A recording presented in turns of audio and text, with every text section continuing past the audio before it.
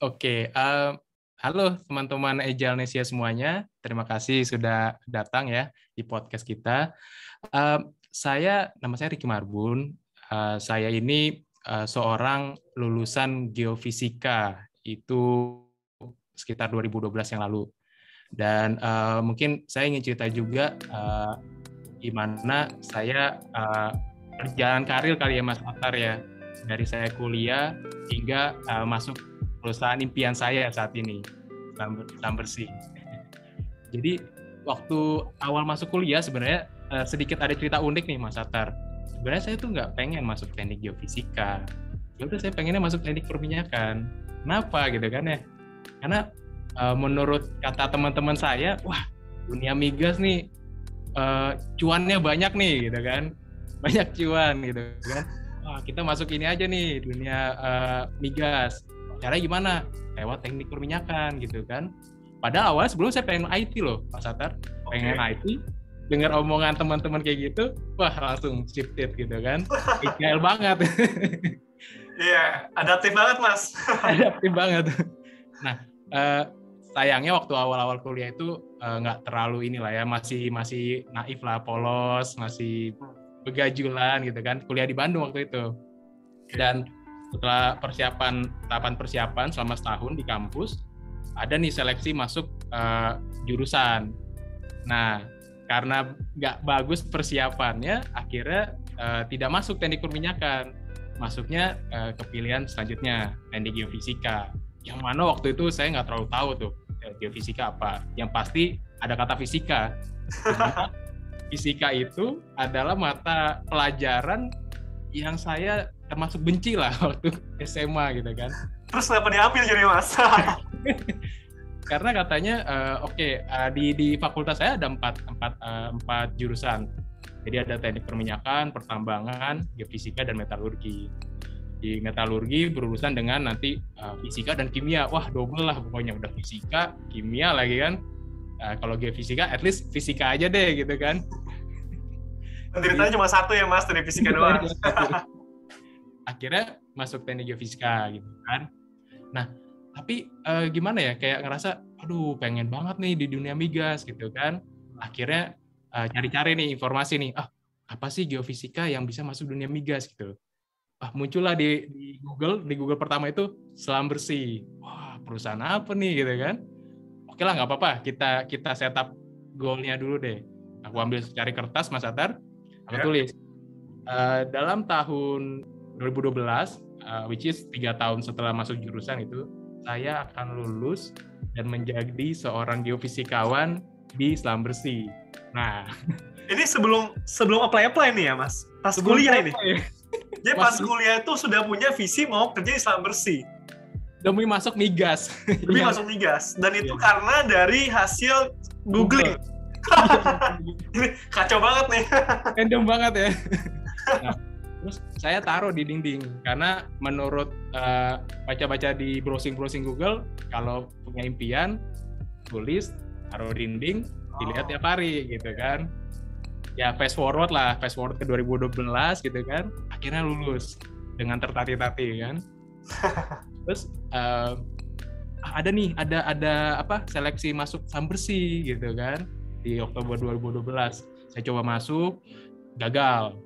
Habis itu selang 2 bulan, coba lagi, gagal lagi gitu kan. Nggak give up Mas, udah gagal 2 kali. Namanya resilient sekali gitu kayaknya.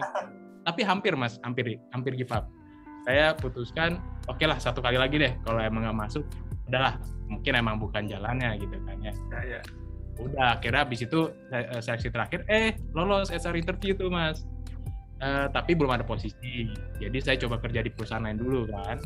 Gimana kerja di pedalaman Kalimantan, di Tarakan. Kerja apaan Mas? Itu di Kalimantan itu. Ini begal gitu kali Mas. Enggak, kayak cuman sebagai engineer buat ngukur pengeboran lah. Oh, emang kerjaannya bener ya dari sesuai bidangnya ya. Bener. Keren nanti arah lagi jadi kriminal gitu sampai kerja enggak ya?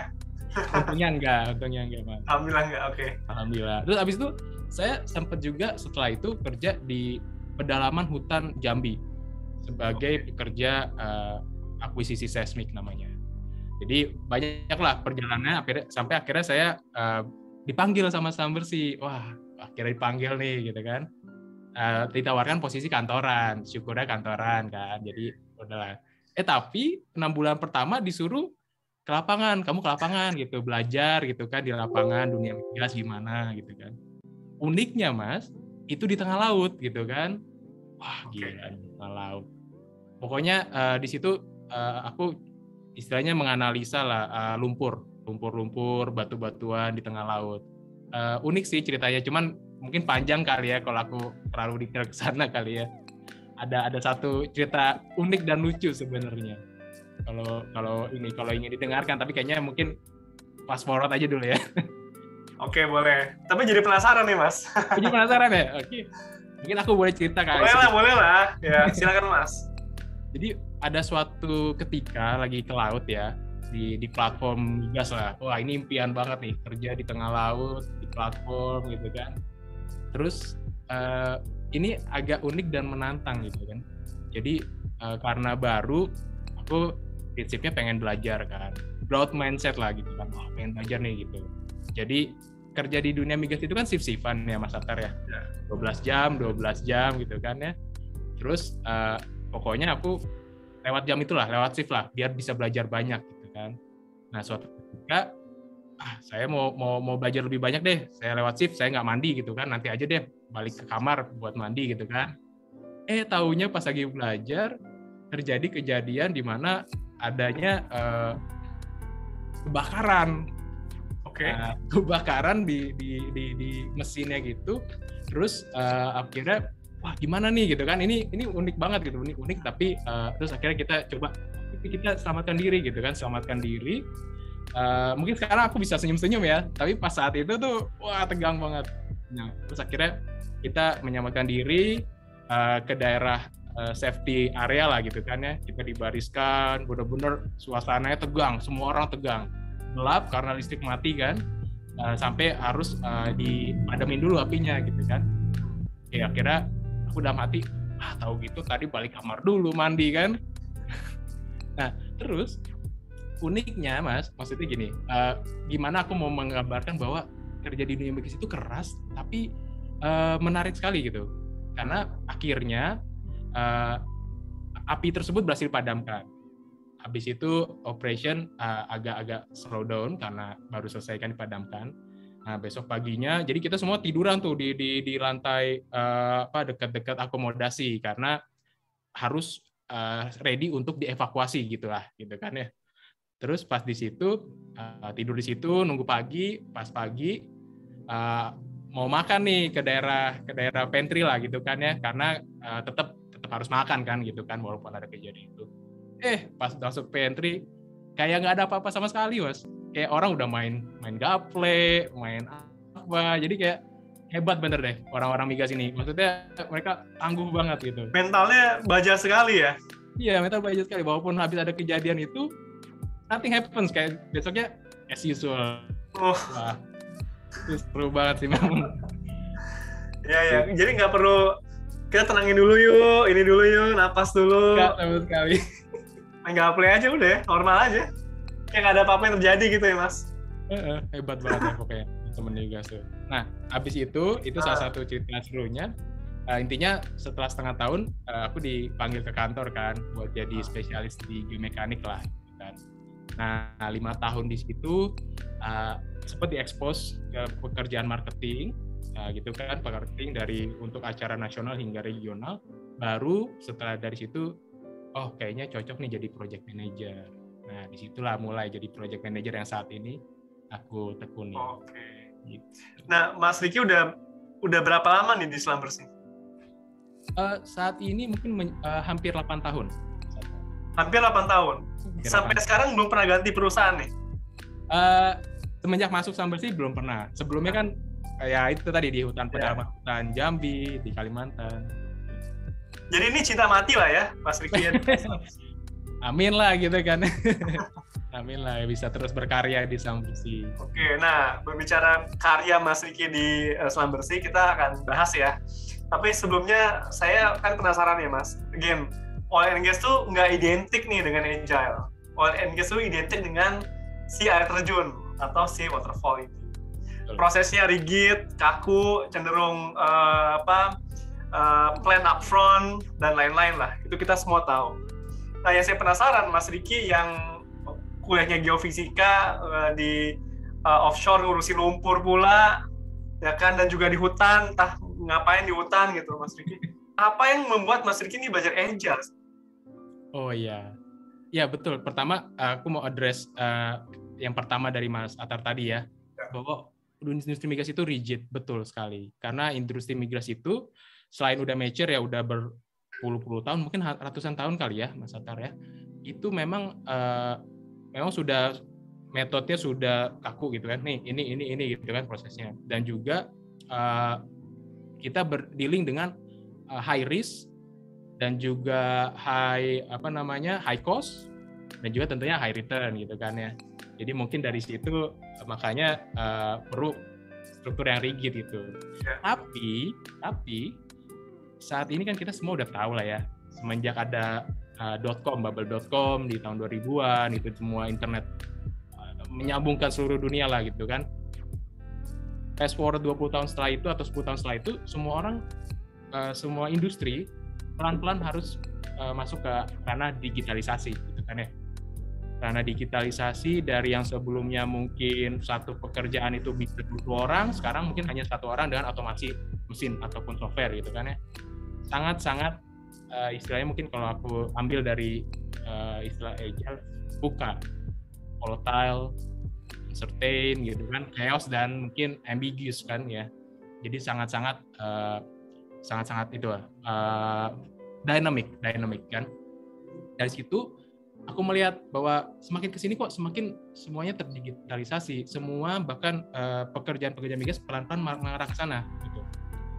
Kayaknya harus belajar sesuatu yang baru, yang go along this digitalization gitu kan. Karena kita juga udah makin semakin nggak ada boundary lagi antar industri mungkin bahkan ya gitu ya Mas tadi. Jadi we need to change. Itulah awal pertama, semakin mendengar kata agile semakin penasaran. Nah, sulit nggak sih Mas Riki sebagai orang yang background-nya non-IT belajar agile? Susah nggak sih? Sulit banget sih sebenarnya. Iya, sulit ya. Gimana? Coba boleh di-sharing kali, Mas. Karena kan kalau kita, mungkin sebagai besar teman-teman di sini background-nya IT atau telco. Telco mirip-mirip lah, sebelah-sebelah sama IT lah. Tapi kita pengen menjadi posisi Mas Riki nih, seorang oil and gas, geofisikawan, belajar agile, susah nggak sih? Susahnya di mana sih? Ini juga masukan buat saya juga nih, biar nanti kalau ngajarin orang non-IT, seperti ini nih approach-nya nih. Gimana Mas Riki? Yang paling utama ya, karena memang setelah aku diskusi banyak dengan Agile Indonesia, kan memang Agile itu awalnya terbentuk untuk software development ya, Mas Atar ya. Betul kan ya, Agile Manifesto, Agile Principle gitu kan ya. Di situ banyak jargon-jargon, istilah-istilah IT yang dipakai di situ gitu kan. Jadi pertama itu banyak istilah yang kita harus coba catching up dengan itu. Harus belajar, harus apa sih kegunaan ini, apa istilah ini gitu. Nah, pertama dari situ, kedua adalah mindset. Mindset dari industri ini memang sudah sangat mature, sudah sangat tertata. Buat masuk ke Agile itu kita harus benar-benar open minded untuk menyerap nilai-nilai Agile itu gitu. Itu sih tantangannya. Jargon apa yang paling bikin bingung, Mas? Wah, banyak. Waktu awal-awal itu mulai dari apalah istilahnya kayak incremental, story, terus velocity, terus extreme programming gitu kan. Banyak banget Mas Atar. Oke. Mas Riki lumayan fasih nih istilah-istilahnya sekarang ya. Tadi ngomongin user story lah, story point, velocity.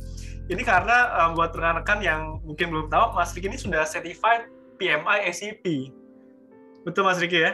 Jadi nggak main-main nih, Mas Riki ini bukan sekedar ya udah belajar Agile, that's it. Ini dia sangat serius dengan Agile ini. Kapan ujiannya kemarin Mas Riki? 3 September Mas Atar. 3 September, berarti 12 hari yang lalu ya? Betul. Oke, ini memang out of the topic, cuma saya rasa semua orang penasaran. Mas, gampangan PMP atau SCP Mas? Jujur, saya lebih stres pas ujian PMP, Mas. Lebih stres, oke. Lebih stres. Karena dari segi jam ujiannya sendiri lebih panjang PMP kan, 4 jam, terus ya gitulah. Oke. Jadi lebih mudah SCP ya? Nggak mudah juga. Nggak mudah juga. Karena gini, Mas, waktu PMP, saya kan PMP tahun lalu ya, Desember kan. Nah, di situ memang udah mulai ada istilahnya case study agile. Jadi tidak terlalu istilah pas ujian PMI SCP tidak terlalu asing lah gitu kan dengan soal-soalnya gitu, dengan case study gitu, Mas Akbar. Oke, thank you Mas Ricky. Jadi congrats ya atas kelulusannya. Jadi udah double degree dari PMI, PMP dan PMI SCP. Oke. Sekarang kita mungkin diskusi Mas, apa sih yang dikerjakan oleh Mas Ricky di Slumbers ini? Project apa nih yang diterapkan agile-nya, dan tell the story lah about the project. Silakan Mas Ricky. Oke, jadi ini memang kebetulan ini adalah project digitalisasi yang tadi kita bahas Mas Atar, bahwa ini shifted dari semua industri sekarang digitalisasi, semua pindah ke awan gitu misalnya kan salah satu contohnya. Dan ini salah satu project pertama dari mungkin dari company kami ya gitu ya, untuk terkait digitalisasi di upstream di Indonesia gitu ya, yang juga di mana kita mengimplementasikan suatu platform yang berbasis komputasi awan, cloud-based. Nah, awalnya aku sendiri pasti menggunakan waterfall. Ini mulai mungkin proyeknya pertengahan tahun lalu lah ya. Tahun lalu masih menggunakan konsep waterfall yang sudah dipelajari saat menjadi PM gitu kan ya. Dan saat itu memang konsepnya ini ada gimana kita mengolah data-data gitu ya dari suatu instansi atau dari klien saya ini, data yang sangat besar. Jadi kita ngomong ini bukan skala yang data kecil kayak copy folder di dalam Windows Explorer gitu, enggak. Ini data yang besar, data operation. Dan di situ data yang sangat besar ini itu harus kita implementasikan secara aman, secara betul di dalam cloud. Nah, mungkin aku boleh lanjut cerita gimana journey-nya kali ya Mas. Silakan Mas. Nah, habis itu data yang besar ini terbagi dalam 3 area. Jadi kita sebutnya areal ya. Dalam area ini satu area itu bisa terdiri dari beratus-ratus atau berpuluh-puluh beratus-ratus lapangan. Satu lapangan itu bisa terdiri dari beratus-ratus hingga beribu-ribu sumur. Oke, bentar Mas Ricky. Ini kan jargon oil and gas keluar nih, lapangan. Lapangan itu maksudnya apa Mas? Lapangan bola, lapangan parkir? Oke. Lapangan ini adalah maksudnya ketika kita di dunia upstream oil and gas gitu ya. Upstream itu maksudnya hulu ya Mas ya? Hulu ya, upstream hulu. Eksplorasi ya berarti ya? Eksplorasi, produksi gitu. Okay. Nanti kalau yang downstreamnya atau hilirnya lebih ke arah pengolahannya, distribusi hasil end produknya gitu. Okay. Lalu lapangan itu ibaratnya kita ambil suatu area yang lebih kecil dari satu area yang tadi saya bilang gitu ya. Itu mungkin bisa beratus-ratus kilometer square gitu. Mungkin bisa sampai situ, ataupun mungkin juga yang lebih kecil scale-nya. Tergantung nanti gimana penentuan berdasarkan geologikalnya lah gitu area ini, karena lapangan ini. Dan biasanya lapangan itu memiliki karakteristik yang sama dari segi ke geosaintisannya lah, geologiannya gitu kan ya. Dan baru di situ dilakukanlah oleh perusahaan-perusahaan proses tadi pencarian hingga pengambilan dari si oil and gas ini. Oke, ya Mas Ricky, coba kita lanjutin ya. Ini proyeknya jadi sebenarnya adalah digitalisasi ya Mas di upstream. Oke. Nah, kenapa akhirnya, kan tadi Mas Ricky bilang pertama-tama menggunakan waterfall, ya kan? Tapi akhirnya menjadi agile nih, dipilihlah cara agile. Itu pasti ada alasan dong Mas. Oh, ada kejadian apa nih sehingga akhirnya pakai agile, dan apakah nggak melanggar aturan nih? Karena kan kita kerja based on aturan di oil and gas pasti udah ada standarisasi project manajemennya. Nah, bagaimana mengubah haluan dan apakah melanggar aturan dan bagaimana dulu dealing dengan situation seperti ini, Mas? Oke. Jadi pertama project management yang waterfall itu gimana kita menggunakan conventional method gitu kan ya, metode yang sudah lama gitu untuk menerapkan teknologi baru ini gitu kan ya. Dari situ sendiri kita sudah melihat ada satu yang mungkin kurang sinkron ya, metode lama dengan teknologi baru gitu kan. Pertama dari situ, itu masih belum saya sadari, Mas Atar. Lalu melihat nature dari si tadi, datanya ini besar, lalu juga banyak tipe datanya, belum lagi ini adalah suatu platform baru di mana terus ongoing development, banyak dinamikanya gitu, banyak dinamikanya. Jadi melihat jadi ada 3 area tadi. Area pertama itu mungkin hanya 8% dari total the whole project ini gitu. Itu sendiri sebelum masuk komunitas Agilnesia waktu itu, 8% itu memakan waktu lebih dari 100 hari, Mas Atar. Untuk 8% 100 hari. 8% 100 hari. Kalau itu berapa 100%-nya berapa ribu hari kali itu, Mas? Berapa tahun mungkin ya lebih tepatnya. Nah, iya kan? Nah, dari situ mungkin teman-teman akan melihat oke, ini mungkin karena baru ya udah gitu kan, learning curve gitu kan, learning curve pasti nanti lama-lama cepet kok gitu. Tapi ada satu kata kunci di situ di mana ini adalah ongoing platform development, di mana akan selalu diperbarui, akan ada fitur baru yang perlu kita implementasikan gitu. Dan di situ pasti nggak mungkin learning curve itu akan stuck lalu flat gitu, pasti akan volatile gitu. Dan juga resource-nya itu, Mas Atar, itu terbatas karena sedang banyak proyek juga. Nah, itu challenge-nya tuh. Resource-nya terbatas. Jadi kita mungkin ini kan banyak data nih, 8% segini. Ya udah kali 10 aja resource-nya. Selesai kan gitu. Enggak gitu kan. Seperti itu, Bos. Resource-nya terbatas. Itulah tantangannya gitu, Mas Atar. Sedikit melanjutkan, lalu ikut nih komunitas Mas Atar nih, diajak kan waktu itu kan, ayo kita sharing knowledge gitu kan, terus diajarin sama Mas Atar,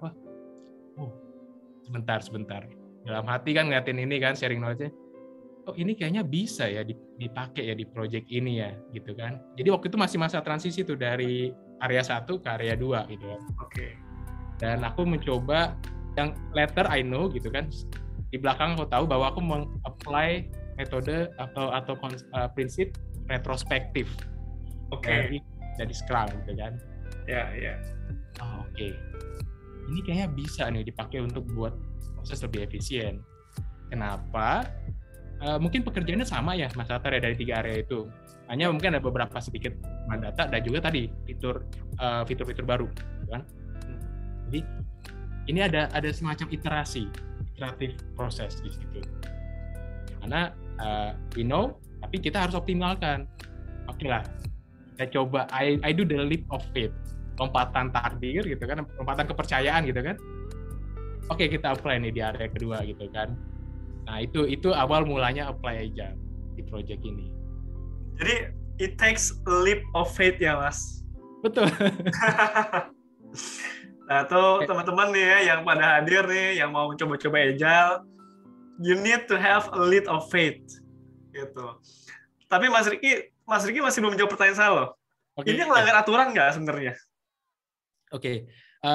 Sebenarnya nggak, karena sama sekali nggak melanggar aturan. Karena itu adalah bagaimana kita mengefisienkan suatu project dengan cara yang benar justru kan ya. Kita tidak melanggar policy-policy yang ada, tidak, betul, karena kita tetap meng-honor itu. Bahwa ini harus di-upload segini dengan prosedur seperti ini, itu tetap kita honor. Hanya the mindset and then also gimana kita sebagai tim mengaplikasikan itulah yang aku rasa membuat ini bisa berjalan. Ya, jadi saya juga sering bilang sih ya kepada orang-orang, Agile tuh didahului dengan mindset gitu. Jadi ini nggak sekedar ucapan belaka ya Mas, bahwa Mas Riki sendiri merasakan ya, gitu. Nah, tapi kan again ya Mas, banyak yang bilang ya, tapi nggak bisa mengubah mindset orang, nggak gampang. kalau kita sendiri mungkin bisa kita rubah melalui sharing, tapi kan yang men-reshare itu kepada tim adalah Mas Ricky kan. Change agent-nya adalah Mas Ricky. Bagaimana nih menghadapi timnya yang ya Mas Ricky aja orang geofisika nggak tahu Agile, ketemu saya alhamdulillah nggak tahu, tapi kan timnya kan orang-orang non IT juga sudah ya bertahun-tahun dengan mindset yang ya proses oriented menjadi yang mengubah mindset mereka menjadi yang agile mindset. Gimana Mas? Betul. Jujur memang itu awal-awal perlu perlu banyak komunikasi, penyesuaian dengan tim ya. Tapi memang betul itu harus dari mulai diri kita sendiri, karena kalau kita nggak percaya bahwa kita punya agile mindset ini bisa berfungsi, apalagi orang lain gitu kan ada peribahasa lah gitu. Kalau kita mau mengubah dunia, pertama mengubah yang di bawahnya dulu gitu kan. Intinya the first that you need to change is yourself. After that your family, after that your environment, after that big dan akhirnya semuanya berubah gitu kan. Jadi harus percaya dulu dari ini. Maka tadi lompatan kepercayaan itu leap of faith itulah yang bisa membantu. Dan terus Mas Atar, akhirnya pertama adalah harus over communicate Mas Atar. Over communicate. Oke. Pertama saat masih ada di pikiran nih, oh ini harus konsep agile, aku email tim kita kayaknya harus apply ini loh gitu. Oke. Ya just pure email, that one simple email. Di next meeting mingguan, ini belum tahu namanya Scrum tuh, belum implement Scrum, pokoknya meeting mingguan lah gitu kan. Oke. Meeting, aku coba jelasin, sharing knowledge dari Mas Atar gitu kan. Ini loh, misalnya ini Scrum, ini Agile Manifesto, ini Agile Principle, gitu kan. Agile Principle dan Manifesto itu in summary kita talking about people, talking about you gitu kan. Bahwa giving the improvement, support, trust you need gitu. Dan aku repeat itu di pikiran aku gitu, karena biar itu menjadi karakterku gitu kan. Maksudnya dengan aku repeat itu selalu, ngomong itu selalu, mencoba learning by example gitu kan. Mudah-mudahan bisa terreflect dengan benar gitu ke depan teman-teman tim gitu kan. Dan sangat-sangat bersyukur teman-teman tim, beberapa ada di sini sih teman-teman tim ini luar biasa. Mereka accept itu gitu, mereka accept dan mau gitu go along gitu, go the extra mile with me gitu kan, untuk melakukan agile transformation ini, agile journey ini. Oke. Mas Ricky, kalau ada rekan-rekannya di sini boleh disapa nggak apa-apa, mumpung kita lagi bahas timnya nih. Oh iya, ini aku coba lihat ya. Tadi kan daftar ada, aku lihat. Saat ini yang datang nih ada nih Mbak Sisil, terus ada, coba aku kelihatan lagi. Oh ya, baru yang datang Mbak Sisil nih. Ada dua tadi yang ya. Boleh kita sapa Mbak Sisil ya Mas Ricky ya? Ya boleh. Malam Mbak Sisil. Halo Mas. Aduh, pakai disapa segala nih. Mbak Sisil kalau berkenan boleh dong videonya dinyalain juga biar kita saling kenal gitu ya. Jangan Mas videonya. Lagi nggak mendukung. Lagi belum dandan mungkin ya. Tapi Mbak Sisil, ini kita cross check lah ya. Gimana Mbak Sisil waktu itu? Memang ada email dari Mas Ricky, dan Mbak Sisil nih gimana? Leap of faith-nya Mbak Sisil gimana nih sampai akhirnya ya udah deh, oke, gue ikutin kata-kata Mas Ricky aja deh. Kalau kita sih ya gara-gara PM-nya Bos Ricky sih kita ngikut aja Mas. Asik. Kita percaya aja sama beliau ya kan. Soalnya kan ya ya udah experience gini-gini kan beliau, ya udah kita manut aja Mas. Oke. Manut biar cepat kelar gitu kerjaannya. Dan ternyata cepat kelar ya Mbak Sisil ya? Ya. Puji Tuhan, alhamdulillah sih kelar Mas, cepet. Cepat kelar. Tepuk tangan dulu dong nih. Ekspektasi. Oke, makasih Mbak Sisil. Thank you ya buat ini. Sama-sama Mas. Siap. Oke, lanjut ya Mas Ricky ya. Jadi ada leap of faith, ada email yang dikirimkan, dan tentu ada kepercayaan di antara Mbak Sisil, tim Mas Ricky ya, yang lainnya juga ada kepercayaan kepada pada Mas Riki. Ya ujung-ujungnya trust ya. Kalau kita ngomongin agile itu balik ke trust. Tapi Mas Riki, saya mau konfirmasi nih Mas, karena kan saya mention di poster itu Mas Riki meningkatkan produktivitas 1000%. Ini jangan sampai cuma bualan doang nih dari saya nih. Coba Mas Riki boleh dong dikonfirmasi dari mana angka 1000% nih, biar dikonfirmasi ya sampai saya cuma bohong-bohongan doang nih Mas. Silakan Mas. Oke. Oh iya, sebelum itu aku mau kasih background ya, perspektif ya ke teman-teman yang hadir sini. Saat ini kita masih juga dalam kondisi pandemi, ya kan? Kondisi pandemi di mana kita bertemu hanya ya layar ke layar gitu kan ya. Layar ke layar, dan itu juga merupakan tantangan karena kadang kita seperti peribahasa Indonesia lah, tak kenal maka tak sayang gitu kan. Apalagi oke, itu satu level. Terus habis itu kalau kita nggak pernah meet in person gitu kan, tentu itu akan semakin sulit lagi gitu kan. Apalagi kalau dalam masa pandemi yang berkepanjangan ini.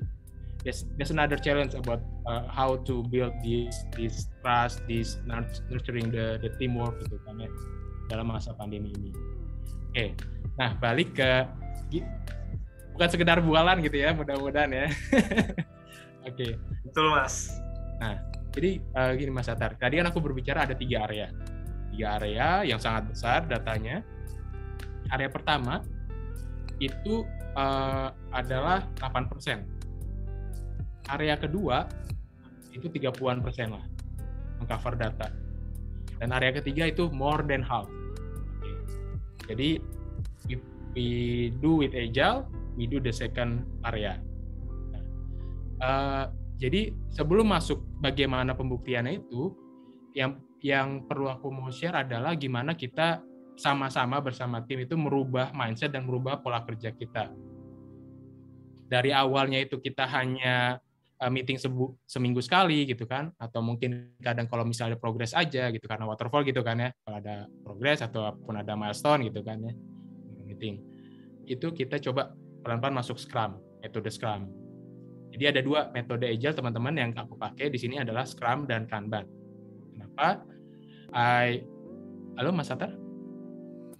Please. Ya Mas Riki, sorry, saya sempat gangguan. Okay. Lanjut Mas Riki, lanjut aja nggak apa-apa. Jadi kami memilih 2 metode dari sekian banyak metode agile, Scrum dan Kanban.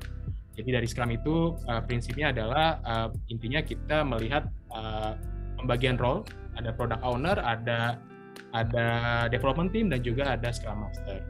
Dan juga ada 5 proses ya, 5 seremoni Scrum gitu kan ya. Dari sprint gitu kan, backlog, product backlog, ada sprint planning, review, dan juga retrospektif, di mana kita sudah melakukan iterasi dalam suatu time box gitu kan ya. Itu yang coba kita adopt. Dan juga kita nih belum berbicara tentang software agile gitu. Kita hanya mencoba menggunakan software yang sudah ada di company seperti Microsoft Teams. Dan gimana kita menerapkan itu? Kita coba ubah Microsoft Teams platform itu menjadi agile platform. Jadi di Microsoft Teams itu, ini bukan promosi ya Mas Atar, jadi ini menunjukkan bahwa dari limited resources kita pun coba berkreasi. Kita ubah menjadi Kanban board. Jadi kita bagi beberapa dari adanya backlog, itu kita adaptasi dari istilah-istilah software itu, software development. Ada backlog, ada work in progress, ada namanya sprint, apa yang kita fokuskan itu dalam sprint. Ada bagian QC, salah satu kolom QC dan satu lagi kolom done. Ya, kan? Nah, di situ aku mencoba atau intinya adalah tim lah yang harus bekerja secara istilahnya their independence lah gitu kan. I tell the team teman-teman begini loh caranya, teman-teman pindahkan dari sini teman yang bisa teman-teman kerjakan dalam satu time box itu. Waktu itu kita time box-nya 1 minggu ya. Time box-nya 1 minggu. Dan kita ketemu nih tiap hari ya teman-teman ya. At least 15 menit lah gitu kan buat menjawab 3 pertanyaan penting. What have been done, what plan to be done, dan what are the bottlenecks? Apa sih yang bikin teman-teman nggak bisa melanjutkan pekerjaan? Bottlenecks gitu kan. Kita ketemu pagi aja ya gitu kan, pagi aja aku bilang gitu kan. Nah, tapi aku udah bilang ini konsepnya demokratis, any idea are welcome, gitu kan. Ada nih, namanya Mas Rido. Mas Rido bilang, Mas Riki, kayaknya kita baiknya sore aja deh Mas. Gitu kan. Melihat pengalaman area pertama gitu kan. Baiknya kita sore aja deh. Jadi aku bisa kerja dulu nih pagi, lebih enak gitu buat update kerjaan tuh di sore hari, dan kita bisa nge-plan besoknya. Dan surprisingly, that's really a great idea. Really an excellent idea even. Sangat-sangat excellent idenya. Karena saat itu aku lupa bahwa kita bekerja juga dengan our team within Schlumberger worldwide gitu kan. Karena platform ini dikembangkan di Eropa gitu kan. Dan juga akan dibantu di support dari yang di India gitu kan. We're dealing with different time zone and geographies. Kita berurusan dengan different time zone dan geographies, Mas. Lalu dengan adanya konsep seperti itu, sore hari kita dapatkan gitu kan, any bottlenecks gitu kan, itu bisa kita share ke developer saat developer itu mungkin baru masuk kantor gitu kan, baru jam kantor. It's really changed the game gitu. Bayangin Mas, kalau kita biasa bekerja dengan ya udah kita update ini bottleneck-nya besok pagi aja, we miss the chance for them to address this in the same day. Gitu. Yeah. Dan itu benar-benar menggantikan sangat game changing ya. Dan aku sangat-sangat bangga sih dengan tim ini gitu. Maksudnya mereka yang bisa juga I'm not the main player in here gitu kan. Ini benar-benar karena mereka juga gitu. We go this far gitu kan. Dan dari situ akhirnya kita bisa untuk area kedua ya. Untuk area kedua berdasarkan kalkulasi tadi 108% itu 100 hari gitu kan. 30% ya berarti mungkin 500 hari. Coba Mas, bisa take a guess nggak? Berapa sih area kedua ini bisa kita selesaikan? Tadi estimasi standarnya 500 hari, Mas. Ya. Kalau 300 hari itu setahun ya? Yeah. So, I would guess maybe 3 bulan, 100 hari. Untuk apa? Untuk yang kedua ini ya? Area kedua. Yang kejar ini? Kurang tepat, Mas. Berapa? Kita bisa menyelesaikan itu dalam waktu 50 hari. 50 hari? 50 hari. Dari 500 jadi 50 hari. Itu benar-benar memang ini again it's not my ini ya, ini teman-teman ini gitu yang mengerjakan ini. They really do their work gitu independently gitu kan, tahu apa yang perlu dikerjakan gitu berdasarkan pengalaman, dan aku lupa kasih tahu gitu. Jadi waktu saat area 1 there is a big change in the team. Kebetulan our main team, salah satu anggota penting itu pergi dari company gitu. Karena satu dan lain hal. Resign ya? Right. Dan we need to change with one of new hire. Okay. Untuk mengerjakan pekerjaan dia. Dan I'm also really proud of this my team Febriani ini gitu, karena dia bisa mengejar dulu. Ya tentunya yang sebelumnya itu kita tentu aku sangat appreciate dia juga gitu bisa membantu di area 1 itu gitu kan. Dan aku bilang boleh dong kita do the handover, written handover gitu kan, jadi proper. Akhirnya si Febrian ini bisa catching up, bayangin dalam waktu yang sangat cepat dan tetap bisa bersama-sama teman-teman tim lainnya mendeliver itu even like 11 times improvement. Itu untuk yang kedua ya. Wow. Oke, Mas Riki, saya mau bertanya nih. Apakah mungkin estimasinya salah, Mas? Mungkin aja estimasinya salah sehingga 500 jadi 50. Mungkin I don't know. Teknisnya gimana, Mas? How do you defend the argument? Oke. So, seperti yang dari awal aku bilang bahwa jumlah pekerjaan itu sudah di-define, misalnya ini oke dari tim ini. Menurut tim gitu kan di area 1 kan waktu kita ngerjain area 1. Oke. Tapi ada faktor bahwa ini adalah ongoing product development. Can you imagine, Mas?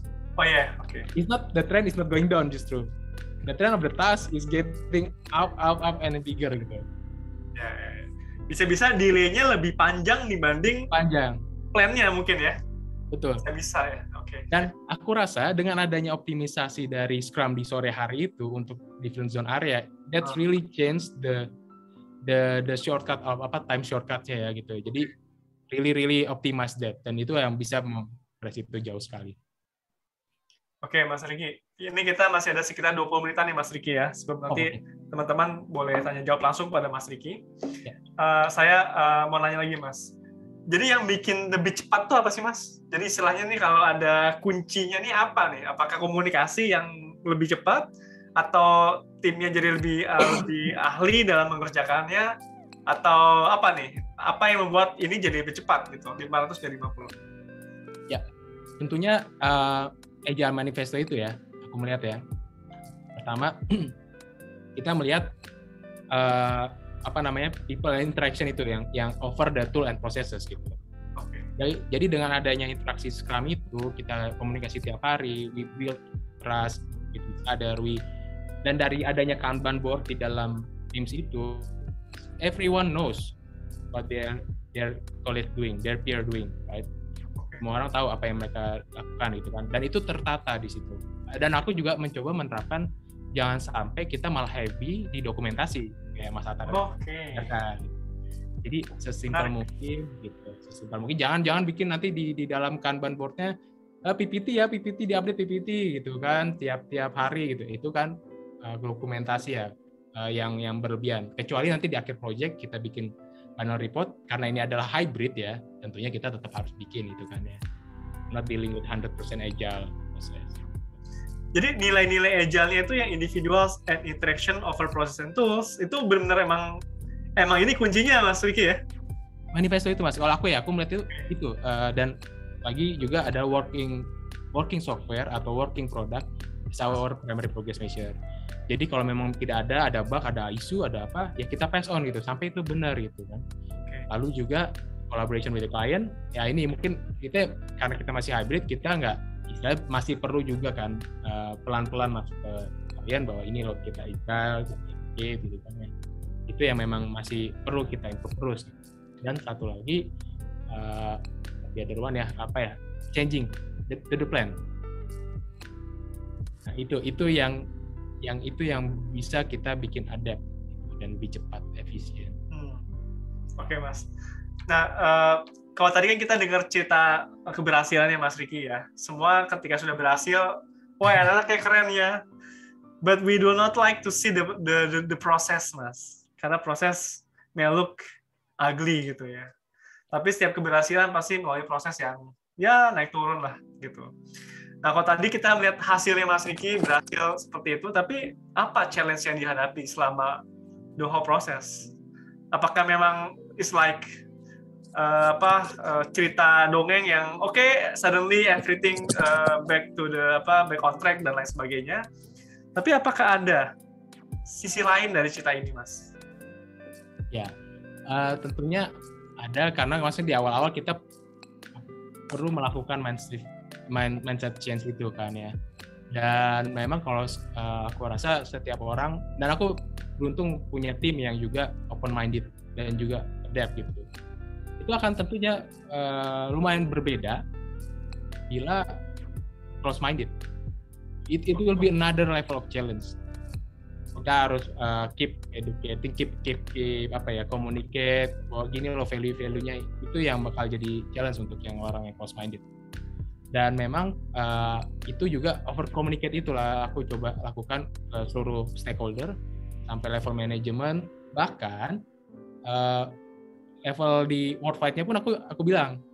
Jadi ini mungkin orang luar ngeliat gitu kan, tim luar itu, wah gila, ini nekat banget gitu mungkin ya gitu, aku nggak tahu gitu. Jadi aku bilang, kita lagi apply agile loh nih, ini biar kenapa? Karena mereka kan melakukan software development, mereka menggunakan prinsip-prinsip agile juga idealnya gitu kan, tapi itu kan belum masuk ke dalam ranah kita yang di area di branch-nya gitu kan ya.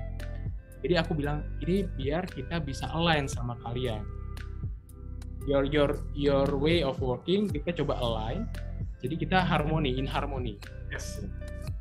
Nah, memang pelan-pelan di situ itu yang challenge-nya di awal-awal itu yang berat sih. Terbantu oleh tim.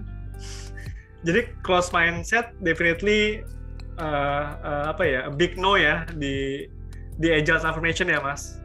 Bottleneck Ya. Oke. Dan bottleneck itu memang harus di resolve ya kalau kata teorinya Kanban ya Mas. Makanya ada work in progress. Oke, Mas Riki, tadi kan ngomongin Mas Riki bawa cita ini ke global ya. Mungkin Mas Riki boleh sharing nih, apakah Mas Riki presentasi kepada mereka, reaksi mereka seperti apa gitu. Seingat saya Mas Riki mau presentasi ya Mas. Ya Mas, maaf. Ya, bagaimana kemarin presentasinya Mas? Oh ya Mas, ini aku kalau boleh tunjukin ini adalah plakat yang ini. Go ahead Mas, boleh diambil Mas. Boleh.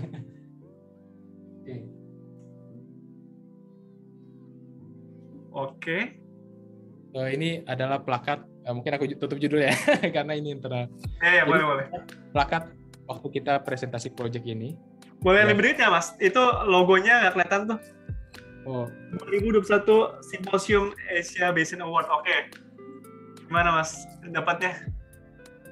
Jujur, kita, karena gini, aku ingin leading by example gitu ya. Aku intinya pengen teman-teman ini yang kalau memang ingin istilahnya maju, monggo gitu. I support you gitu. Jadi kita saat prosesnya itu kita memang submit beberapa abstrak. Jadi ini prosesnya seperti conference biasa, ada abstrak, submit, dipilih yang mana gitu kan. Jadi aku titip pesan, ini kan kerjaan bareng. Jadi kalian boleh submit, tolonglah submit dengan mungkin domain kalian masing-masing, misalnya geoscience, aku dari project management, teman dari information management gitu kan ya. Kita submit 3 gitu. Dan tapi jangan lupakan teman-teman tim lainnya masukkan sebagai co-author gitu. Masukkan sebagai co-author karena I believe ini kerjaan bareng-bareng gitu kan.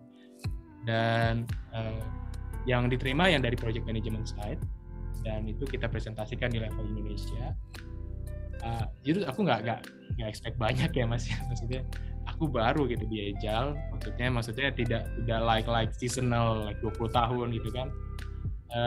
Just adopt this dan maksudnya thank God gitu ini bahwa dengan bantuan tim pun berhasil gitu kan 1000% gitu kan.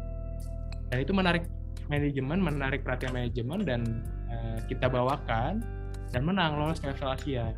Wow. Dan if I may say deh, maksudnya di level Indonesia pun mungkin banyak yang ininya 20 kali lipatnya lah, maksudnya dari segi how to say ya, the project lah, nanti mungkin the value, nilai projectnya, value, nilai. Nah. Dan maka ketika masuk ke level Asia semakin pesimis gitu kan. Oke lah, kita presentasi aja lah gitu kan. Jadi yang penting kita bawa bahwa we are doing some agile journey gitu. Jadi dan dalam masa persiapan itu aku selalu tanya teman-teman karena ini kan juga partnya mereka gitu kan ya. Jadi I'm not the main player again gitu kan. Dan di level Asia benar-benar surprise pas di akhir pengumuman project kita yang menang gitu ke level global gitu kan. Hah, serius gitu kan. Yang bener nih gitu karena that's another, tadi aku bilang mungkin 20 kali lipat gitu kan di level. And this another puluhan kalinya lagi dari itu gitu. Dan we still go. Jadi wow gitu juga tuan lah gitu kan, maksudnya wow gitu kan. Dan akhir September ini akan presentasi mungkin ke level C-1 mungkin ya kalau wow. Or at least level C-2. Wow. Oke, mungkin saya ucapkan congratulations ya Mas Riki dengan tim. Luar biasa ya, tepuk tangan juga ya buat keberhasilan Mas Riki. Dan good luck juga Mas Riki buat nanti dengan globalnya, presentation-nya. Saya rasa mungkin kata yang lebih tepat bukan pesimis Mas, tapi nothing tulus. Nothing tulus benar. Ya udah presentasi aja gitu. Gitu. Kayak ogah-ogahan gitu Mas. Okay. Saya yakin Mas Riki bukan orang ogah-ogahan. Mas Riki pasti orang yang sangat passionate, tapi kesana dengan nothing tulus aja. Gitu. Siapa Mas Riki? Saya izin nanya lagi nih Mas ya. ini juga mungkin waktu itu Mas Riki sempat japri saya lah. Kita kan kalau Eja tuh transparansi ya Mas Riki ya. Mas Riki ini Eja kita transparan, sempat japri saya mengenai gimana nih cikal bakal Eja di dunia oil and gas. Karena Mas Riki sempat mention mengenai regulatornya oil and gas di Indonesia, which is kita rasa nggak apa-apa nyebutnya Dasar Migas gitu ya. Bagaimana nih mereka? Karena kalau di banking itu banyak yang protes nih Mas, regulatornya masih rigid nih, masih begitu gitu. Tapi SK Migas apa yang dilakukan oleh mereka untuk menghidupkan dunia migas kembali dengan cara yang lebih gesit gitu? Oh, aku justru sangat-sangat proud lah bahwa regulator di migas ini bukan pesan sponsor ya, ini is real gitu kan. It's honest opinion that bahwa mereka sangat-sangat going into that direction, maksudnya sangat-sangat growth mindset gitu, growth mindset I call it. Jadi kayak dalam beberapa bulan kebelakang atau tahun kebelakang itu memang banyak plan-plan, gebrakan-gebrakan yang mereka ini untuk mengejar ambisi kita gitu, ambisi Indonesia gitu. Karena gini, mungkin aku perlu bilang juga, memang kalau aku gitu kan, aku mungkin juga concern dengan environment gitu, tapi ini bukan sekedar masalah ini migas, ini it's anti environment, no gitu kan, it's something related to our energy security gitu. Jangan sampai kita bergantung ke negara lain gitu kan. Ada satu dari manajer aku respect gitu pernah bilang dalam suatu webinar gitu, how if we are get embargo and also in term of energi gitu, dan kita tidak bisa mandiri gitu, how if that happen. Jadi memang ini tetap harus ada gitu. Kita harus tetap men-secure energi kita, porsi energi kita. Dan aku melihat SKK Migas have a great ambition gitu to achieve those target to secure the energy security. Oke.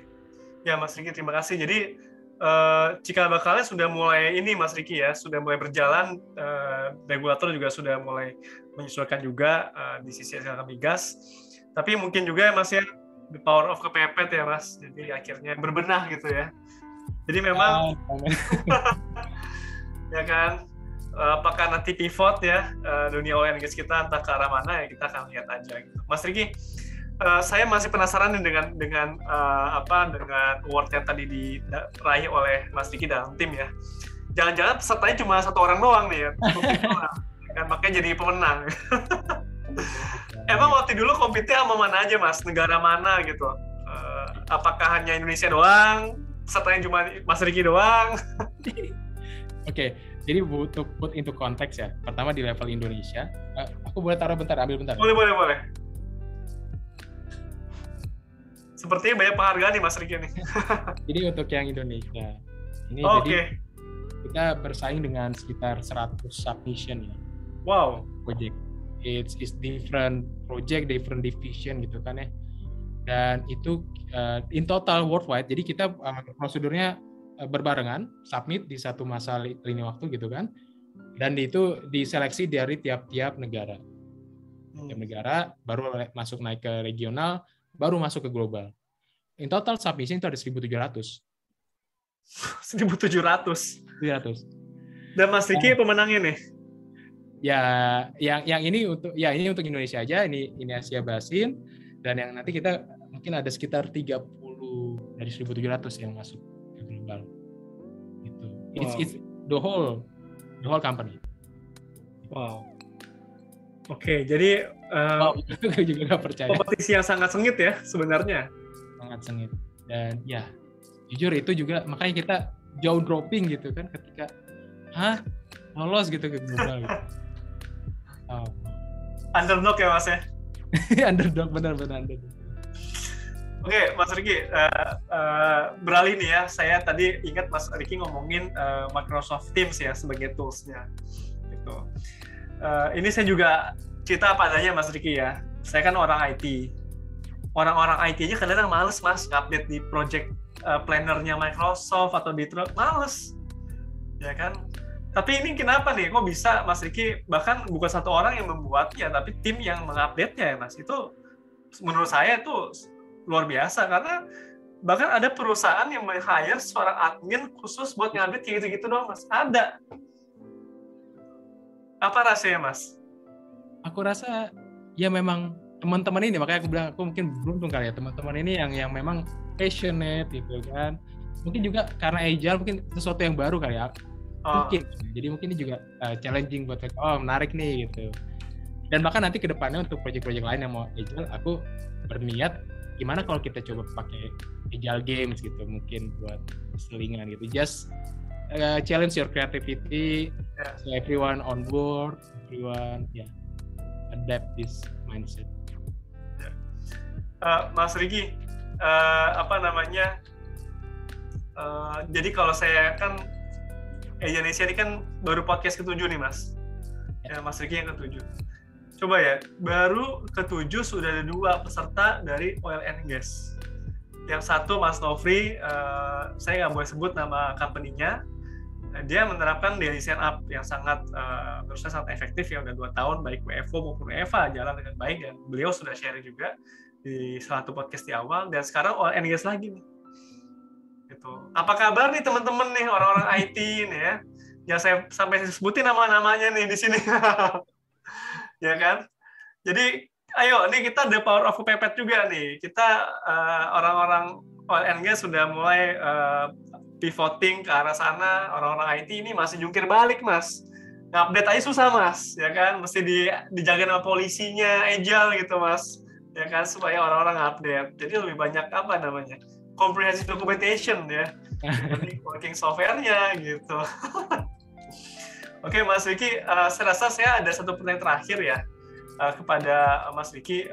Mungkin saya nggak tahu nih apakah mengulang pertanyaan, tapi biasanya hal terbesar yang dihadapi oleh orang-orang adalah ketika berbicara change management.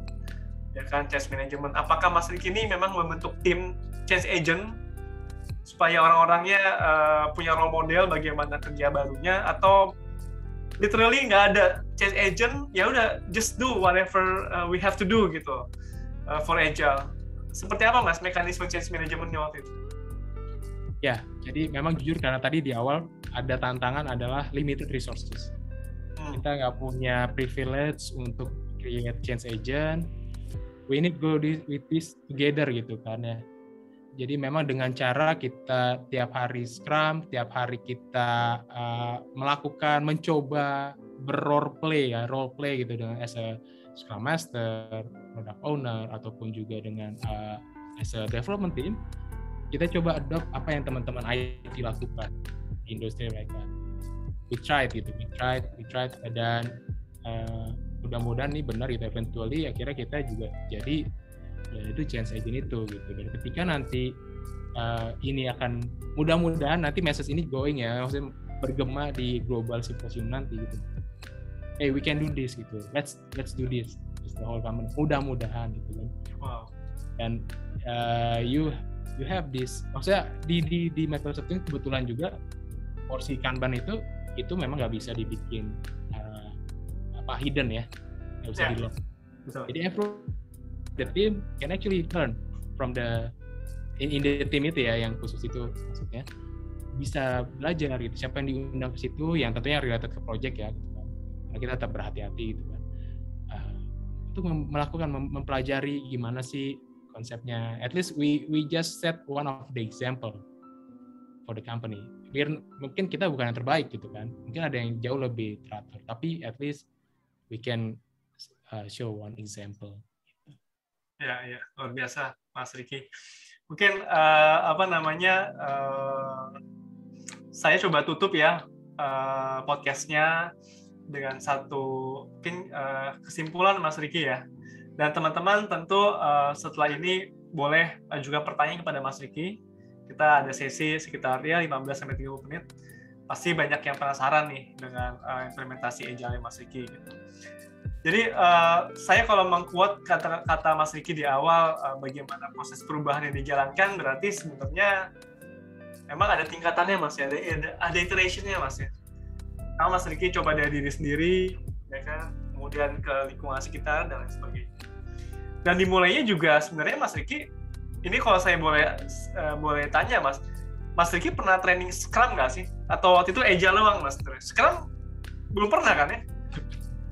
karena Mas Riki kan fasih yang ngomongin Scrum Framework tadi kan ada increment, ada sprint planning dan lain-lain gitu. Dan Mas Riki juga fasih sekali membahas role-role yang ada di Scrum Framework, ada si SM, PO gitu ya, dan juga ada development team. Jadi Mas Riki ini sebenarnya you define the way you work dan comot dari berbagai macam agile methods yang ada ya, Kanban-nya juga Scrum Framework-nya, tapi at the end of the day yang menentukan adalah Mas Riki keep saying this soalnya adalah Agile Manifesto-nya Mas, ya, si value and principle-nya.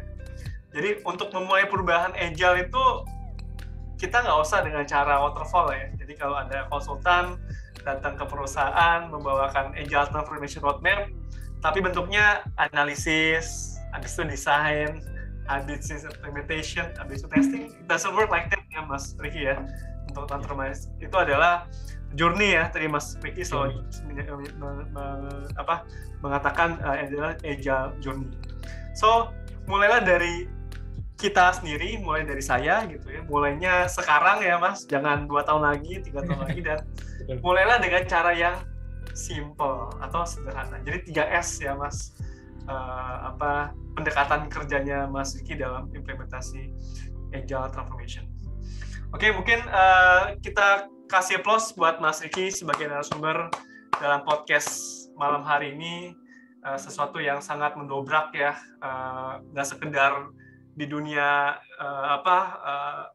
di Islam bersih ya, tapi juga dari skala industri migas ya. Mudah-mudahan cerita ini sampai ke SKK Migas Mas Riki. Saya sih pikirnya seperti itu. Nanti kalau saya ada kesempatan ke SKK Migas, saya akan sharing deh, gitu ya. Oke, sekarang saya sudah bertanya kepada Mas Riki selama 1 jam. Makasih Mas Riki. Sekarang kesempatan buat para audiens untuk menanyakan kepada Mas Riki. Untuk itu sepertinya nggak ada yang chat, tapi untuk itu mungkin teman-teman boleh raise hand. Ini udah ada 1 orang raise hand. Ya, siapa namanya ini? Saya nggak kenal. Namanya asing di kuping saya nih Mas Riki nih. Fiari Pramiranda. Ya, selamat malam. Ya, selamat malam Pak. Fiari, apa kabar? Baik, alhamdulillah. Mas Riki apa kabar Mas? Kabar baik, Fiari. Fiari, nggak ada video nih Fiari. Saya lagi di jalan Mas, jadi sorry. Oke, ya udah nggak ada noise ya suaranya. Oke. Sebenarnya saya ada ini juga sih mau bertanya-tanya juga tadi Mas Satar kan ini kan ini maksudnya udah 2 orang di oil and gas dan berhasil gitu kan, sedangkan kita di IT kenapa masih kurang passionate gitu. Apa mungkin karena Agile kan sangat familiar di dunia IT ya Mas, maksudnya ini bukan hal yang baru ya, kita ngomongin IT Agile tuh kayaknya udah lama banget gitu kan. Terus jadinya kita yang di dunia IT itu nggak as passionate as industri yang lebih kaku gitu. Karena kita kayak ya udah agile gitu. Sedangkan mungkin di industri yang semacam oil and gas gitu kan, itu makanya dia ngelihat agile tuh suatu hal yang baru. Jadi pada serius kerjainnya gitu kan. Dan kita ini malah ya itu kayak setengah-setengah gitu kan. Itu kalau saya feedbacknya tadi kalau Mas Satan nyinggung kenapa kita di IT kok nggak ya mungkin ada ya Mas, pasti ada saya yakin gitu, cuma kayaknya nggak se-stunning dari cerita Mas Riki sama Mas Nover kemarin sih gitu. Terus ini Mas, saya mau nanya ke Mas Riki, sebelumnya congrats Mas, keren banget bisa dapat award kayak gitu, mudah-mudahan nular.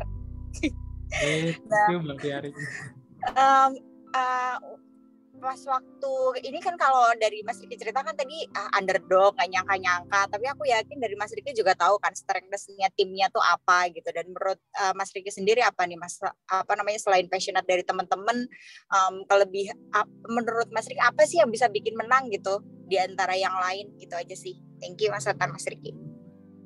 Oke. Monggo Mas Riki. Ya, jadi selain passionate tentunya itu tadi growth mindset-nya ada gitu ya, maksudnya sangat ingin belajar gitu. Padahal ini adalah sesuatu yang baru gitu ya, dan mereka semangat sekali gitu untuk belajar hal baru itu, dan akhirnya Ya bahkan saya dapat feedback baru-baru ini Mas, bahwa dari headquarter pun surprise sebenarnya. Wow, how can this really went well? Ini bukannya maksudnya early celebration, bukan, ini hanya honest aja gitu. Dari bahwa apa ini bisa went well sekali gitu. Nah, aku rasa memang balik lagi keinginan belajar, keinginan improve atau growth mindset dari teman-teman tim ini juga saling menularkan satu sama lain ya. Dan juga mungkin juga dari keterbukaan itu dalam setiap Scrum itu mungkin juga yang mensupport selain passionnya gitu, mensupport bahwa kita ini in this together gitu, in this ship together. Itu kalau aku rasa ya, Fiari. Oke, thank you Mas. Dan ini sih Mas Ricky, keep the good work. Masih dari kenal dulu study group BMP ya Mas Ricky. Kenapa Mbak Fiari agak ini? Fiari ke-mute sepertinya. Sorry. Oke. Thank you Mas Ricky penjelasannya, dan buat Mas Ricky keep the good work gitu, karena pertama kali dulu kenal kan study group BMP ya, dan itu spiritnya Mas Ricky sampai sekarang masih tetap ya Mas ya, nggak ini. Oh gitu ya. Kayak saya gitu loh belajarnya. So keep the good work Mas. Oke, siap. Thank you. Thank you Fiari, hati-hati di jalan. Oke, terima kasih Fiari atas pertanyaannya. Saya rasa ada benernya juga ya Mas Ricky, sambil nunggu teman-teman lain yang akan menanyakan ya. Jadi jangan malu untuk raise hand. Mungkin ada benernya juga, kita sudah biasa gitu ya menggunakan Agile, so this is something yang common gitu, nothing to celebrate mungkin ya. Tapi justru poinnya di situ, Mas Ricky dan teman-teman. Justru kalau kita mau bertransformasi dengan berhasil, harus ada iming-iming nih. Ya, iming-imingnya apa? Bikinlah kompetisi. Bikinlah kompetisinya bukan untuk untuk hebat-hebatan ya, tapi untuk improve organisasi sebenarnya. Nah, dibuatlah acara-acara seperti itu yang menyenangkan, yang fun gitu. Sehingga perubahan itu nggak berasa jadi beban, tapi menjadi misi bersama. Karena saya rasa Mas Ricky tadi menyampaikan, dan ini ada misi tim nih. Nah, misi bersama itu harus ada. Misi bersama ini adalah misalkan mau berhasil, mau menang kontes dan lain-lain. Nah, Mas Ricky, kita dapat pertanyaan kedua. Dan pertanyaan kedua ini spesial ya dari guru Agile saya sendiri ya, Pak Amin Leman, yang sudah balik ke kampung halamannya nih mungkin Pak Amin. Selamat malam Pak Amin. Malam Pak Amin. Selamat malam Mas Hatar, Mas Ricky. Tapi melihat wajah Pak Amin sepertinya nggak malam di sana, mungkin pagi-pagi di sana ya Pak Amin. Selamat pagi dari Los Angeles. Congratulations Mas Ricky atas achievement-nya, luar biasa. Semoga achievement-nya jalan terus dan exciting sekali tadi. Saya ingin tanya to the point ya. Menurut saya yang membuat salah satu kesuksesan adalah gaya manajemen Mas Ricky sendiri. Itu nomor satu, tolong kalau bisa di-share management style-nya gimana. Dan kedua, tadi komentar dari Mbak Sisil juga menarik. Kebetulan saya orang Jawa, saya orang Surabaya. Jadi manut itu bahasa Indonesia nggak ada ya. Kalau bahasa Inggrisnya ada. Manut itu bahasa Inggrisnya obedient ya. Jadi manut biar cepat kelar, itu yang saya tangkap tadi ya. Manut biar cepat kelar, Jawa banget gitu kayaknya. Tapi efektif banget karena bahasa Jawa memang transparan kan, direct. Nah, jadi dari tim member, pertama gaya manajemen, kedua dari tim membernya, kira-kira kalau yang manut biar cepat kelar ini kan is a good follower ya. Kalau salah satu tipe, mungkin ada beberapa tipe yang Mas Ricky mungkin dengan bahasanya sendiri yang bisa share dengan kita. Menurut saya itu menarik sekali karena Agile bisa sukses karena tim dan leadership gitu ya. Makasih Mas Ricky. Makasih Pak Amin. Pertanyaan. Oke Mas Ricky, monggo Mas. Aku mungkin karena gini, aku nggak berani, takutnya aku terlalu over proud gitu ya, tapi nggak berani. Tapi ya, let me try to elaborate this ya Pak Amin ya. Mungkin sebisa mungkin aku mau dalam project ini gitu ya, aku mau bahwa semua orang itu satu, itu tadi democratic environment satu. Kedua, mereka feel empowered gitu, feel empowered. Ini salah satu yang aku coba bawa dari sebelumnya. Aku pernah di-assign menjadi marketing event koordinator lah untuk level lokal dan regional gitu, bahwa sebisa mungkin I empower them gitu. I empower unit, I try to do my best gitu to ini gitu, untuk fulfill gitu kan. Again, servant leader gitu, Mas. Dan juga aku nggak berani kalau bukan nggak berani, tapi takut gitu kalau suatu saat aku yang jadi kayak overtake all the credit, nggak mau gitu. Nggak mau gitu. Jadi kalau makanya ada Kanban itu di dalam platform adalah biar teman-teman ini terlihat gitu. Karena aku suka observasi gitu sama di dunia kerja gitu, observasi, lihat mungkin kayak meme tentang dunia kerja gitu kan ya, bahwa maaf kata mungkin ada satu gambar gitu tentang ada satu tingkatan, ada bird, ada burung gitu kan, di bawahnya ada 3 burung, di bawahnya lagi ada 5 burung, dan di bawahnya lagi ada 7 burung gitu. Yang paling bawah ketutupan ya itulah ya kotoran ya. Ya, ketutupan kotorannya. Dan yang paling bawah melihat ke atas, they only see ya itu gitu kan. Dan ketika yang dari atas paling atas melihat ke bawah, they only see kotorannya gitu. Aku mencoba jangan menjadi seperti orang kayak gitu. Jadi begitu dalam perjalanan karirku gitu, dalam setiap proyekku aku mencoba jangan sampai aku menjadi orang yang dilihat oleh bawahan sih ya, oleh tim lah ya gitu ya. Orang yang gitu lah pokoknya.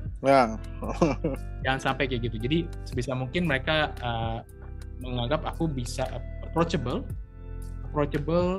Mereka tahu aku bisa mencoba buat membantu mereka gitu dari best gitu. Dan aku juga mungkin manusia juga, pasti akan ada miss-nya gitu kan ya. Ada miss-nya, tapi dari hari ke hari aku selalu mencoba kayak gitu, bilang bahwa I need to be this person, I don't want to be that person gitu. Jangan sampai keluar dari prinsip itu gitu. Dan jadi kadang ada team member yang bahkan berani untuk melit, itu pun aku nggak masalah gitu, karena the development team know their best gitu kan, about what to do, right?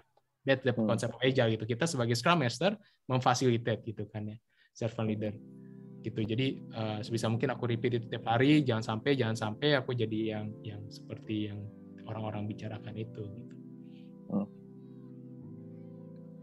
Itu Pak Amin, mudah-mudahan menjawab sekali. Terima kasih Mas Ricky. Last question Mas. Saya nggak mau manipulate all the time you have. Last question, kan ada peribahasa early birds get the worm ya.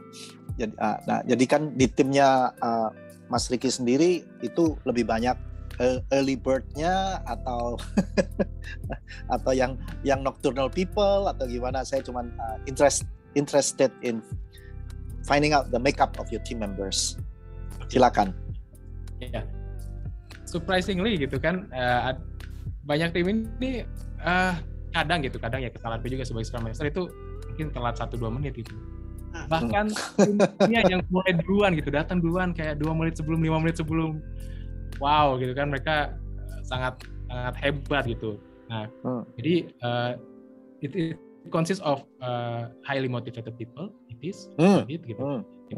Highly motivated and somehow tentunya ini challenge-nya juga, mereka juga terkadang doing the multitasking gitu. Jadi I try to understand what they are doing gitu. Dan aku bercoba kalaupun mereka harus jadi nocturnal gitu kan, gara-gara suatu kerjaan lain, to understand gitu kan. Again, it need to be a democratic, safe environment for them to say something, say their opinion gitu. Aku mencoba nurture itu gitu. Dari day-to-day basis. Oke, thank you very much Mas Rizky. Terima kasih. Terima kasih Pak Amin atas. Terima kasih Mas Atar. 2 pertanyaan yang sangat bagus. Curious juga dengan the way Mas Rizky manage ya timnya sehingga bisa sesukses itu. Oke, dari Pak Amin, mungkin teman-teman yang hadir di tengah-tengah kita semua, apabila ada pertanyaan jangan ragu-ragu untuk raise hand. Apakah masih belum ada nih yang raise hand nih Mas Ricky? Kalau belum ada, saya mungkin akan nyapa beberapa teman-teman yang ada di sini ya. Mungkin salah satu peserta yang paling datang awal Mas Ricky. Artinya orangnya penasaran tingkat tinggi nih Mas. tapi nggak bertanya, gitu kan.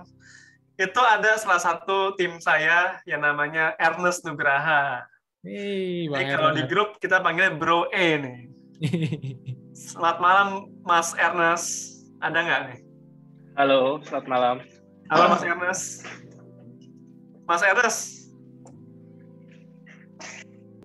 Oh, itu dia wajahnya. Oke. Halo, selamat malam. Malam Mas Ernest. Apa kabar Mas? Baik, baik. Baik ya. Lagi di rumah nih? Yoi, di rumah. Oke. Mas Ernest, masa nggak ada pertanyaan nih dari Mas Ernest sama sekali? Ayolah, pasti ada pertanyaan nih. Sebenarnya yang sudah dijelaskan Pak Riki ya, itu tadi yang terkait menggunakan Microsoft Teams dan everything, itu sebenarnya itu yang saya juga lakukan di Metrodata, honestly. Gitu. Dan itu memang sangat berguna memang untuk ya tools yang sudah ada, tidak perlu tools yang mewah, Jira, bla bla bla. Itu sebenarnya Microsoft Teams menggunakan Microsoft Planner tuh udah bisa ya untuk kita kolaborasi. Itu yang seperti dijelaskan Pak Riki panjang lebar tadi lah. Tidak perlu kita, saya mengulang lagi ya, tapi itu sangat membantu. Jadi kita melatih gitu. Dan baik lagi, yang seperti kita ketahui, banyak orang itu menganggap tuh Agile tuh ya metodologi ya. Tapi Agile itu sebenarnya tuh back to mindset.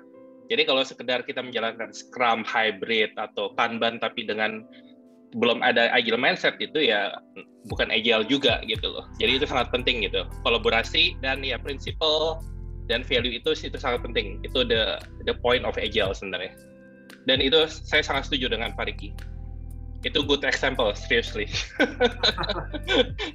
Thank you, Pak. Oke. Jadi mungkin suatu hari nanti ada perwakilan ya, mungkin Mas Ernest dari Metrodata Group ya, jadi pembicara di podcast ini, berbicara juga nih Agile journey-nya nih di Metrodata seperti apa gitu. Ya, boleh. Nanti pada saat waktunya ya. Habis akhir tahun ya Mas ya. Habis BST ini. Oke, Mas Ernest, terima kasih ya. Salam buat teman-teman di Metrodata Group. Semoga pada sehat-sehat semua. Oke. Terima kasih. Mas Riki mungkin mau kasih komentar dari pertanyaan atau komennya dari Mas Ernest? Oh enggak, setuju sih, setuju. Jadi memang I learn a lot sih from the komunitas gitu ya, dari komunitas ini, dari saya mau jadi PMP, saya mau jadi Agile-nesia gitu kan ya, karena jujur aku emes ya, maksudnya banyak banget background-nya, dari itu konstruksi, dari itu IT, macam-macam gitu, dan justru aku semakin semangat gitu karena tahu ini loh dipakainya loh di luar sana gitu. What can I bring to my industry gitu. Ya. Jadi aku banyak belajar sih. Ya, Mas Riki, mungkin kalau boleh saya tambahkan juga, saya rasa kita semua on the same page ya, bahwa tools is just a tools ya. Kalau mindset-nya nggak berubah, ya pada akhirnya ya nothing changes gitu. Jadi kalau Mas Riki tadi mention satu kata yang menurut saya sangat powerful, adalah team empowerment ya. Timnya di-empower. Itu agile sekali ya, bahwa nggak lagi command and control, tapi ya dari tim yang mendefine what they want to do gitu ya, Mas Riki. Oke, terima kasih Mas Ernest sekali lagi atas komennya. Saya mungkin mau menyapa juga salah satu pembicara podcast kita yang pernah mengisi acara podcast mengenai karir yang di Switch. Dan orang ini kebetulan Mas Riki, orang oil and gas juga. Oh iya. Nah, mudah-mudahan ada nih orangnya nih ya. Coba, selamat malam Mas Wibi. Malam Mas Atta. Oh, Mas Wibi, apa kabar Mas? Baik. Mungkin pertanyaan saya ke Mas Wibi dulu. Gimana Mas? Udah married belum Mas? Sudah Mas. Sudah. Sudah married ya. Thank you. Makanya akhir-akhir ini Mas Wibi ini kayak switch off gitu ya, nggak kedengeran sama sekali beritanya. Mungkin lagi ada acara lain gitu ya. Alhamdulillah Mas Wibi hadir nih. Selamat Mas Wibi, semoga menjadi keluarga sakinah, mawaddah warohmah. Mas Wibi mungkin boleh cerita nih ya, ini ada orang oil and gas lagi nih ya, namanya Mas Riki. Mungkin Mas Wibi boleh sharing nih dulu pas kuliahnya apa, terus kenapa jadi ke dunia IT, dan juga kalau ada pertanyaan kepada Mas Riki ya diperbolehkan tentunya. Oke, mungkin backgroundku sedikit ya. Jadi untuk pendidikan sendiri kan aku jurusannya teknik perminyakan ya, satunya di UPN Jogja. Itu lulus 2015, habis itu aku lanjut juga kuliah master di Poland, itu ada namanya Universitas AGH, juga sama oil and gas, teknik gas tepatnya. Nah, tapi karirnya ternyata ke IT nih sekarang. Tapi betah Mas di IT jadinya ya? Ya, alhamdulillah betah sih. Mas Wibi ada pertanyaan nggak mungkin ya kepada Mas Riki terkait cerita tadi itu? Kalau ada komen aja boleh juga sih. Kalau pertanyaan enggak sih, mungkin mau komentar aja kayak apa ya, Mas Riki ini mungkin hebat ya perjalanan karirnya. Kayak salah satu perjalanan karir yang mungkin menjadi banyak impian dari teman-teman di jurusan saya gitu loh. Masuk ke satu service company yang bagus, kemudian juga prestasinya juga sampai diakui oleh tadi regional office ya. Dan really appreciate banget lah perjalanan karirnya yang sangat bagus dan menjadi salah satu apa ya, kayak motivasi saya buat untuk mengejar karir ke depannya gitu. Ya, Mas Wibi, kan Mas Wibi ini kan ke IT jadinya ya. Mas Wibi tahu nggak dulu Mas Riki itu gimana cara bisa masuk Selam Bersih? Tadi diceritain sama Mas Riki loh. Dia tuh nempel di dinding rumah kamarnya Mas Riki ya. Gimana tadi? Ada tulisan Selam Bersih gitu ya? Iya, jadi aku dulu pengen masuk teknik perminyakan Mas Wibi waktu kuliah. Oh gitu. Terus nggak masuknya geofisika. Aku nggak tahu geofisika itu apa. Terus aku googling ini geofisika apa dan gimana caranya geofisika ini bisa kerja di mana industri migas. Taunya ada muncul Selam Bersih. Ya udah, aku tulis di kertas. Aku tahun 2012 lulus dan akan menjadi geofisikawan di Selam Bersih. Lalu tak tempel di dinding biar dilihat tiap hari. Pujiannya berhasil. Jadi Mas Wibi mungkin kemarin lupa nulis seperti itu Mas Wibi. Jadinya akhirnya ke Polandia nih. Jangan-jangan ditulisnya waktu kuliah saya mau ke Polandia. Akhirnya yang terjadi adalah Mas Wibi S2 di Polandia dan bahkan kerjanya juga di Polandia ya. Nah Mas Wibi ini kalau background-nya cerah seperti itu, jangan-jangan sekarang di Polandia nih? Enggak. Saya kebetulan lagi di Medan ini. Oh, di Medan? Iya.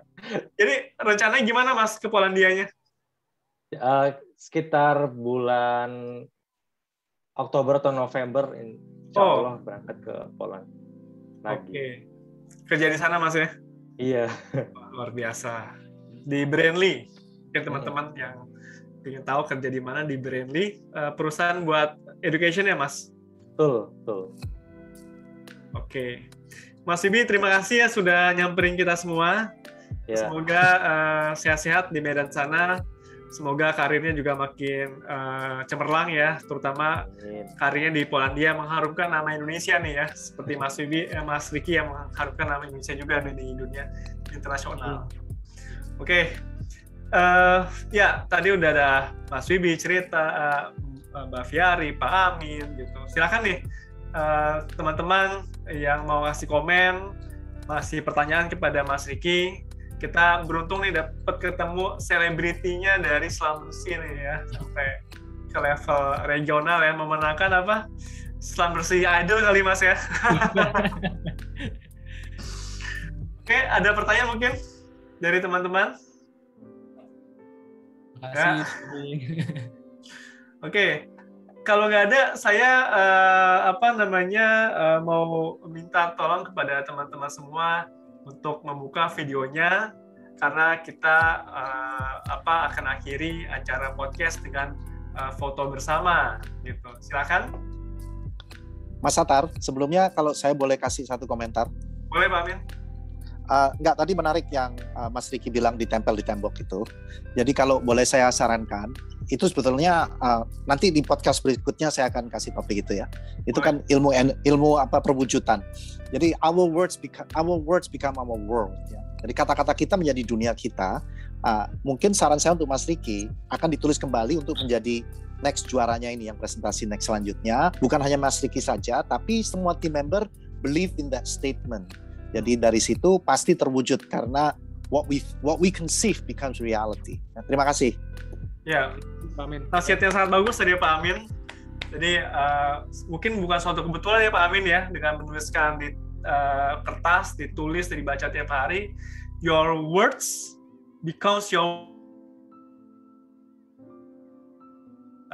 saya rasa itu bisa kita coba terapkan ya. Dan thank you Pak Amin, mudah-mudahan nanti ada sharing session juga dari Pak Amin ya mengenai hal tersebut sehingga kita bisa benar-benar mewujudkan impian kita. Oke, kita kembali kepada sesi foto bersama. Silakan teman-teman semua yang sudah hadir, yang sudah siap-siap ya mau tidur mungkin. Silakan sebelumnya kita foto bersama dengan selebriti Islam Bersih. Oh ya, mungkin sambil nunggu Mas Ricky, saya mau nanya nih, di sini tadi kan ada rekan-rekannya Mas Ricky ya, ada Mbak Sisilia gitu. Apakah ada rekan yang lain yang sudah hadir di tengah-tengah kita, Mas? Kalau ada, boleh disapa. Ini ada Mas B Burger, dan juga ada bapakku. Oh, boleh dong disapa dulu mungkin bapaknya. Terus Saud Marbun, dia ada bareng adik dan ibu juga kayaknya. Oke, selamat malam Pak Saud. Nah ini mungkin adikku bisa bantu mungkin untuk unmute.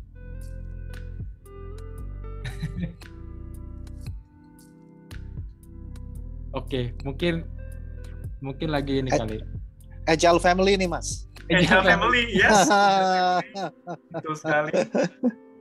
Oke, nanti mungkin bisa dapat kesempatan ngobrol dengan beliau ya, Mas Ricky. Tapi terlepas daripada itu, saya mau mengucapkan salut ya kepada Mas Ricky ya, Pak Saud, bahwa Mas Ricky ini ya salah satu contoh orang yang bisa mewujudkan impiannya, karena nggak semua orang bisa mewujudkan impiannya, yaitu menjadi geofisikawan tahun 2012 kerja di Islam Bersih. Oke ya, tentu itu atas doa dari kedua orang tuanya sudah pasti. Jadi terima kasih ya sudah hadir juga di tengah kita.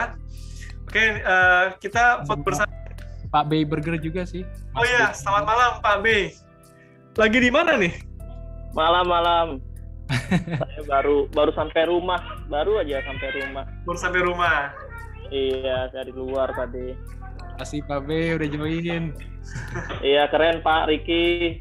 Ini prestasi, saya harus akui, saya juga di Islam Bersih bareng Pak Ricky. Saya harus akui ini prestasi Pak Ricky ini luar biasa nih. Jadi udah banyak sekali penghargaan, dan memang satu hal yang saya acknowledge banget itu orangnya memang approachable. Jadi ini yang bikin perbedaan di antara teman-teman kita di Islam Bersih sih salah satunya. Bagus. Terima kasih Pak B. Kebetulan buat ini rekomendasi, dapat pujian seperti itu dari timnya itu suatu hal yang luar biasa menurut saya. Thank you Pak B, tapi jangan dimatiin videonya karena kita akan foto bersama nih dengan rekan-rekan yang lain. Silakan Mas Ernest, jangan lupa dibuka videonya. Mbak Sisilia, Mas Andi, Prasetyo, Mas Ricky 24. Ini mungkin siapa nih Ricky 24? Namanya sama nih dengan pembicara kita. Pak Saud, kalau sudah bisa boleh dibuka videonya. Pak Edi Marwanto, Pak Angga Timothy, silakan untuk membuka videonya. Oke, tanpa berlama-lama mungkin. Itu Pak Saud. Selamat malam Pak Saud. Selamat malam Pak. Malam, terlihat juga akhirnya nih. Sehat Pak Saud? Sehat Pak. Ya, ini tadi mendengar cerita Mas Ricky dong nih sepanjang podcast nih Pak Saud. Iya, kita dengar. Mungkin ada komentar dari Pak Saud mengenai Mas Ricky nih? Ya, kita orang tua sih lihat anak senang kalau bisa berkarir dengan bagus dan selalu juga takut akan Tuhan. Itu aja. Dan dia bisa bekerja dengan tim, tidak menyombongkan diri dan bisa mengayomi. Gitu aja Pak. Terima kasih Pak Saud. Katanya pemimpin yang hebat adalah pemimpin yang melahirkan pemimpin baru. Jadi Pak Saud tentu juga adalah seorang pemimpin yang dijadikan role model oleh Mas Riki ya. Kalau enggak, tentu Mas Riki nggak ada di posisi seperti sekarang ini. Terima kasih Pak Saud. Sehat-sehat selalu kami doakan dari komunitas Agilnesia. Baik, kita sudah di penghujung acara. Kita foto bersama. Silakan wajah andalannya dipasang, teman-teman sekalian. Kita foto bersama ya. Mungkin Mbak Patricia boleh bantu ya. Ya, saya aba-aba dulu. 1, 2, 3. Oke, sekali lagi. 1, 2, 3. Oke, sudah selesai. Oke, acara sudah selesai. Mungkin sebelum ditutup, kami akan informasikan bahwa akan ada podcast ke-8. Ada 3 pembicara yang akan nanti tentu akan mengisi ya di acara podcast 8, 9, 10. Temanya menarik. Salah satu tema yang menurut saya akan sangat-sangat menarik adalah salah satu kenalan saya, namanya Pak Sunardi, beberapa waktu lalu, ya mungkin kalau nggak salah akhir tahun ya, itu keluarganya ada yang kena COVID-19. Dan interestingly, bagaimana dia memanage isomannya dengan cara agile.